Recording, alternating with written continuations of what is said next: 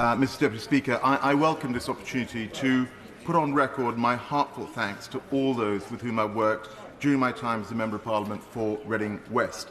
To my constituents, I'm enormously grateful for putting their faith in me through 4 successive general elections, and over the past 14 years as an MP, indeed the 4 years prior to that as a parliamentary candidate, I've had the great joy to work with so many brilliant people and organisations across Reading.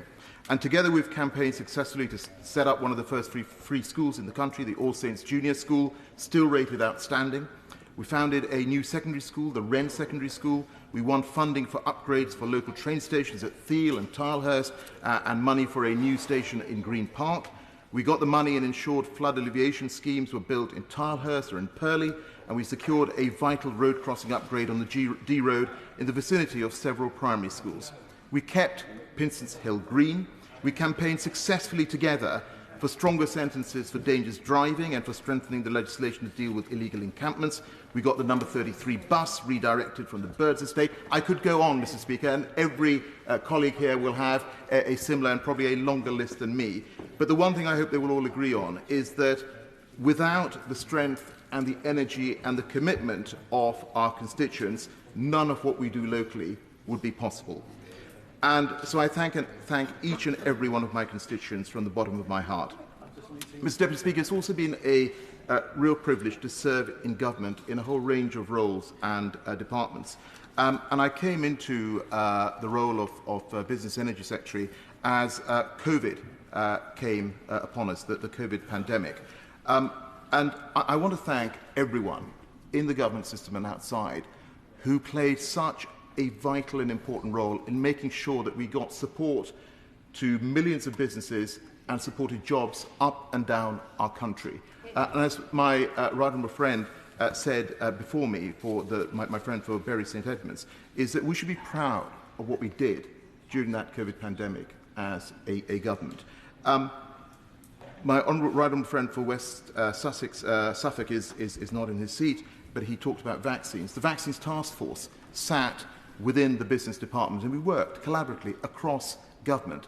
And if ever there was a beacon for how a national mission should be deployed, it is the Vaccines Task Force. And like her, I also want to place on record my grateful thanks to all the scientists, the folks in industry, the NHS and civil servants who worked so hard to ensure that our country was the first in the world to deploy a vaccine. The last of the roles that I did in government was on COP26. And I've been told by very many people internationally, including those in foreign governments, that COP26 was one of the biggest soft power wins for the UK in decades. We did lead the world on the green agenda. And again, Mr. Deputy Speaker, this would not have been possible without the tireless work of so many of our brilliant civil servants, many of them unsung heroes, and of course the UK's outstanding diplomats across the world. And when I worked on COP, I genuinely felt that I stood on the shoulder of giants. And, we have for many years enjoyed a strong political consensus on the need to reach net zero in our economy. And I believe, and I know many friends here believe, that we are stronger for it.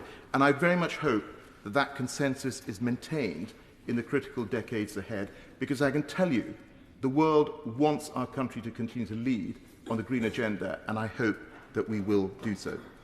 Mr. Deputy Speaker, I also want to thank my friends in the Reading West Conservative Association, who first put their faith in me when they selected me in 2006. And I also thank, like all other colleagues, my brilliant parliamentary staff over the years.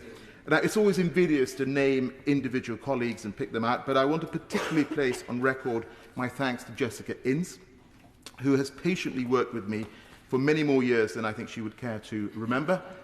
Also to Will Saunders and Rachel Quinn, who continue to work right to the last day for the constituents of Reading West. And I know that all their mums and dads will be thrilled that they get a mention in Hansard. I also want to thank my own family, my wonderful mum and dad, my fabulous wife Ingela, and my brilliant daughters Isabella and Charlotte. And as we all know, we couldn't do this without their support.